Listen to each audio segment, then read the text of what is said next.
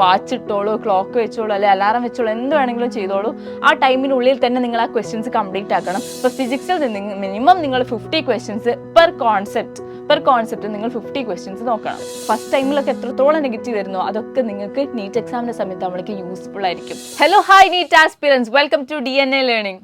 നിങ്ങളൊരു റിപ്പീറ്റർ ആയിരിക്കാം, റിപ്പീറ്റർ ആയിരിക്കാം, അല്ലെങ്കിൽ ഒരു ബിഗിനർ ആയിരിക്കാം. പക്ഷേ ഒരു നീറ്റ് ആസ്പിറന്റ് വേണ്ട ഒരു വലിയ ക്വാളിറ്റി എന്ന് പറയാൻ പറ്റില്ല, പക്ഷെ ഒരു പ്രാക്ടീസ് എന്താണെന്നറിയോ?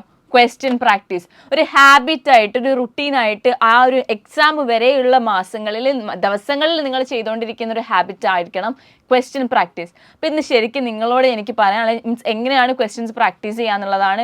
ഒരു ബിഗിനർക്ക് ചിലപ്പോൾ ഒരു പക്ഷേ അറിയില്ല എങ്ങനെയായിരിക്കും നീറ്റ് എക്സാമിൻ്റെ സമയത്തുള്ള ക്വസ്റ്റ്യൻസ് ഒക്കെ എങ്ങനെ പ്രാക്ടീസ് ചെയ്യാൻ. അപ്പോൾ നമുക്ക് നോക്കാം അല്ലേ. നിങ്ങൾക്ക് 3 സബ്ജക്റ്റ് ഉള്ളത്, ഫിസിക്സ്, കെമിസ്ട്രി, ബയോളജി.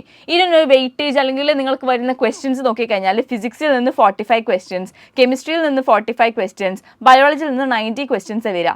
ഈ 180 ക്വസ്റ്റ്യൻസ് നിങ്ങൾക്ക് അറ്റംപ്റ്റ് ചെയ്യാൻ വേണ്ടിയിട്ട് 180 മിനിറ്റ്സ് ആണ് തന്നിട്ടുള്ളത്.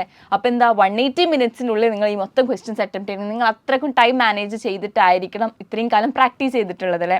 അപ്പോൾ എങ്ങനെയാണ് നമ്മൾ ക്വസ്റ്റ്യൻസ് പ്രാക്ടീസ് ചെയ്യുക? നിങ്ങൾക്ക് അറിയാലോ, 180 മിനിറ്റ്സിൽ നിങ്ങൾ സാധനം തീർക്കണമെങ്കിൽ ഒരു ക്വസ്റ്റ്യന് 1 മിനിറ്റ് ആണ് നിങ്ങൾക്ക് തന്ന സമയം.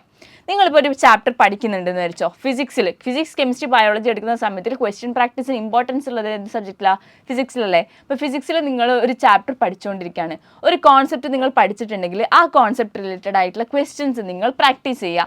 മിനിമം 50 ക്വസ്റ്റ്യൻസ് എന്നാണ് ഞാൻ പറയാറ്. പക്ഷേ ഡെയിലി നോക്കുകയാണെങ്കിൽ ഒരു 200 ക്വസ്റ്റ്യൻസ് എങ്കിലും നിങ്ങൾ പ്രാക്ടീസ് ചെയ്തിട്ട് വേണം. കെമിസ്ട്രി ആണെങ്കിലും ബയോളജിയിൽ നിന്ന് ഒക്കെ കൂടി കൂട്ടിയിട്ടാണ് 200 എന്ന് പറയുന്നത്. ഇപ്പോൾ ഫിസിക്സിൽ മിനിമം നിങ്ങൾ 50 ക്വസ്റ്റ്യൻസ് പെർ കോൺസെപ്റ്റ് നിങ്ങൾ 50 ക്വസ്റ്റ്യൻസ് നോക്കണം. ഫിസിക്സിൽ നിങ്ങൾക്ക് 45 ക്വസ്റ്റ്യൻസ് ആണ് നീറ്റ് എക്സാമിന് വരുന്നത് അല്ലേ. പക്ഷെ നിങ്ങൾ ക്വസ്റ്റ്യൻസ് പ്രാക്ടീസ് ചെയ്യുമ്പോൾ നിങ്ങൾ എന്താണോ ചെയ്യേണ്ടത്?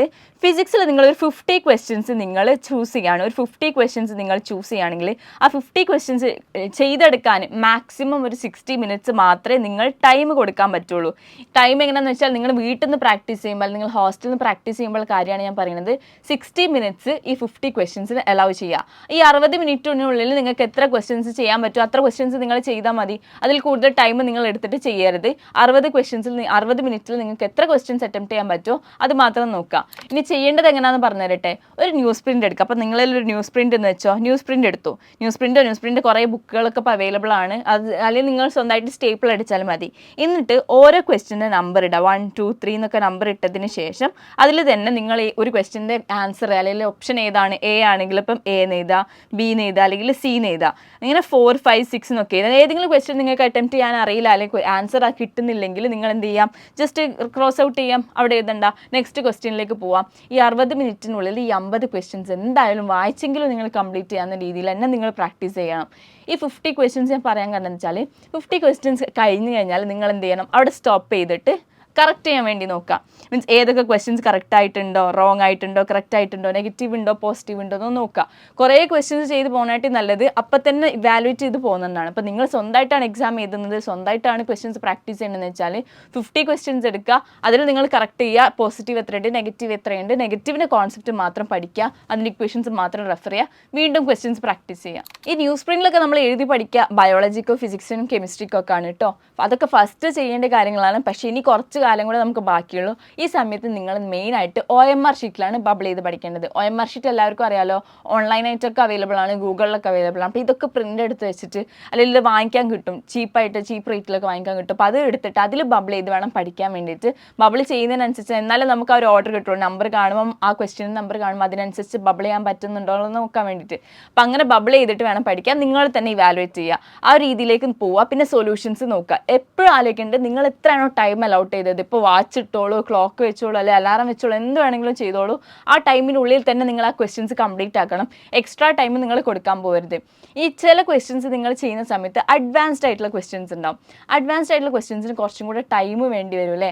അപ്പോൾ ഈ അഡ്വാൻസ്ഡ് ആയിട്ടുള്ള ക്വസ്റ്റ്യൻസ് ഒന്ന് സ്കിപ്പ് ചെയ്യുക, അല്ലെങ്കിൽ നിങ്ങളുടെ ഫാക്കൽറ്റീസിനോടോ ഡൗട്ട് ക്ലിയർ ചെയ്തതിന് ശേഷം അറ്റംപ്റ്റ് ചെയ്യാൻ വേണ്ടി ശ്രമിക്കുക. ആ ഒറ്റ അഡ്വാൻസ്ഡ് ക്വസ്റ്റ്യൻ്റെ മുകളിൽ ഇരുന്നിട്ട് ബാക്കി 5 സിമ്പിൾ ആയിട്ടുള്ള ഈസി ആയിട്ടുള്ള ക്വസ്റ്റ്യൻസ് കളയലല്ലോ നമ്മുടെ മെയിൻ എയിം.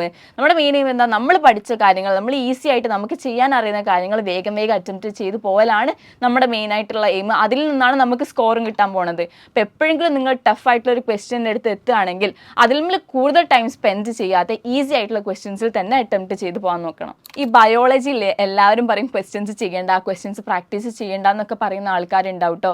പക്ഷേ ബയോളജിയിലും നിങ്ങൾക്ക് നല്ല ക്വസ്റ്റ്യൻ പ്രാക്ടീസ് ഉണ്ടെങ്കിൽ നീറ്റ് എക്സാമിൻ്റെ സമയത്ത് നിങ്ങൾക്ക് ഒരു ക്വസ്റ്റ്യൻ വായിച്ച് അപ്പം തന്നെ അറ്റംപ്റ്റ് ചെയ്യാൻ പറ്റുള്ളൂ. എന്തുകൊണ്ടാണ്? നിങ്ങൾക്ക് ആ കോൺസെപ്റ്റ് അറിയണം, ആ സെൻറ്റൻസ് അറിയണം, അതിന് ആൻസർ നിങ്ങൾക്ക് അറിയുകയാണെങ്കിൽ മാത്രമേ നിങ്ങൾക്ക് അറ്റംപ്റ്റ് ചെയ്യാൻ പറ്റുള്ളൂ.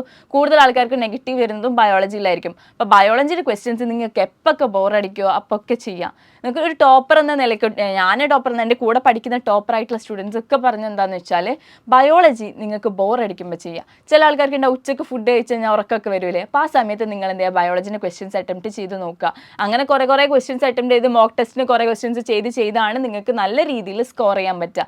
എപ്പോഴും നിങ്ങൾ ആലോചിക്കണം, നിങ്ങൾക്ക് ഒരു പക്ഷേ ഫസ്റ്റൊക്കെ ക്വസ്റ്റ്യൻസ് ചെയ്യുന്ന സമയത്ത് നെഗറ്റീവ്സ് കുറേ ഉണ്ടാവും, നെഗറ്റീവ് സ്കോർ കൂടുതലായിട്ടുണ്ടാവും. പക്ഷെ അപ്പോഴൊന്നും നിങ്ങൾ തളരരുത്. ഒരിക്കലും നമുക്ക് ഫസ്റ്റ് ചെയ്യുമ്പോൾ എല്ലാം പോസിറ്റീവായിട്ടല്ല ഉണ്ടാവുക. കുറേ നെഗറ്റീവ് വന്ന് ആ നെഗറ്റീവിൽ നിന്നാണ് നിങ്ങൾ പഠിച്ച് പോസിറ്റീവിലേക്ക് എത്തുക. ഒന്ന് ആലോചിച്ച് നോക്കിയാൽ, നിങ്ങൾക്ക് ഒരു ക്വസ്റ്റ്യൻ നെഗറ്റീവ് വന്നു, ഒരു ആൻസർ നിങ്ങൾക്ക് നെഗറ്റീവ് മനസ്സിലായി, ആ നെഗറ്റീവിൽ നിന്ന് നിങ്ങൾ എന്ത് ചെയ്യുക, അതിൻ്റെ സൊല്യൂഷനൊക്കെ കണ്ടുപിടിച്ച് എങ്ങനെയാണ് ചെയ്യേണ്ടതെന്ന് പഠിച്ചു. പിന്നെ നിങ്ങൾ അടുത്ത എക്സാം എഴുതുന്ന സമയത്ത് നിങ്ങൾ ആ ക്വസ്റ്റ്യൻ ഒരിക്കലും മറക്കൂല. അതുകൊണ്ടാണ് പറയുന്നത്, നിങ്ങൾക്ക് എത്രത്തോളം നെഗറ്റീവ് വരുന്നു, ഫസ്റ്റ് ടൈമിലൊക്കെ എത്രത്തോളം നെഗറ്റീവ് വരുന്നു, അതൊക്കെ നിങ്ങൾക്ക് നീറ്റ് എക്സാമിൻ്റെ സമയത്ത് നമ്മൾക്ക് യൂസ്ഫുൾ ആയിരിക്കും. അപ്പോൾ ഒരിക്കലും കൂടുതൽ നെഗറ്റീവ് വന്നെന്ന് വെച്ച് നിങ്ങളെ പഠിത്തം ഇവിടെ നിർത്താൻ നിൽക്കരുത്, ഗിവ് അപ്പ് ചെയ്യാൻ നിൽക്കരുത്. അത് നിങ്ങൾക്ക് നീറ്റ് എക്സാമിനേക്ക് നല്ലൊരു സക്സസ്ഫുൾ ആയിട്ടുള്ള ഒരു റിസൾട്ടാണ് തരാൻ പോകുന്നത്. അപ്പോൾ ഓൾ ദി ബെസ്റ്റ് ഗൈസ്. എല്ലാവരും ക്വസ്റ്റ്യൻസ് പ്രാക്ടീസ് ചെയ്യുക. പിന്നെ ഒരു കാര്യം കൂടി കൂട്ടിച്ചേർക്കാനുള്ളത്, ക്വസ്റ്റ്യൻ ബാങ്കൊക്കെ എവിടെ നിന്നാണ് കിട്ടുകയെന്ന് ചോദിക്കുന്നുണ്ടാവും. MTG, അരിഹന്ത്, ദിശ പബ്ലിക്കേഷൻസ്, ഇങ്ങനെ കുറേ പബ്ലിക്കേഷൻസ് നിങ്ങൾക്ക് ബുക്ക് ഇറക്കുന്നുണ്ടാവും ക്വസ്റ്റ്യൻ ബാങ്ക് ആയിട്ട്, 37 ഇയർ പ്രീവിയസ് ഇയർ ക്വസ്റ്റ്യൻസ് ഒക്കെ ആയിട്ട്. അപ്പോൾ ഇതൊക്കെ നിങ്ങൾ വാങ്ങിക്കാൻ നോക്കുക. ചീപ്പ് റേറ്റ്സിലാണെങ്കിൽ യൂസ്ഡ് ബുക്സ് ഒക്കെ കിട്ടുന്നതായിരിക്കും. അല്ലെങ്കിൽ നിങ്ങൾക്ക് ഓൺലൈനായിട്ടും കുറേ PDF-കളൊക്കെ ഡൗൺലോഡ് ചെയ്യാൻ പറ്റുന്നതായിരിക്കും കേട്ടോ. അപ്പോൾ ഇതൊക്കെ നിങ്ങൾ ചെയ്ത് ക്വസ്റ്റ്യൻസ് പ്രാക്ടീസ് ചെയ്യുക. ഒരിക്കലും മടി പിടിച്ചിരിക്കരുത്, പേടിച്ചിട്ട് ഒരു എക്സാം എഴുതാതിരിക്കരുത്. നെഗറ്റീവ് അടിച്ചല്ലോ എന്ന് വിചാരിച്ചിട്ട് ഇനി എനിക്ക് പഠിക്കാൻ വയ്യ എന്നും വിചാരിച്ച് നിങ്ങൾ ഡീമോട്ടിവേറ്റഡ് ആയിട്ട് ഇരിക്കരുത്. നിങ്ങൾക്ക് നിങ്ങൾ വിചാരിച്ചതിനേക്കാളും വലിയൊരു റിസൾട്ടാണ് വെയിറ്റ് ചെയ്യാൻ പോകുന്നത്. All the best guys.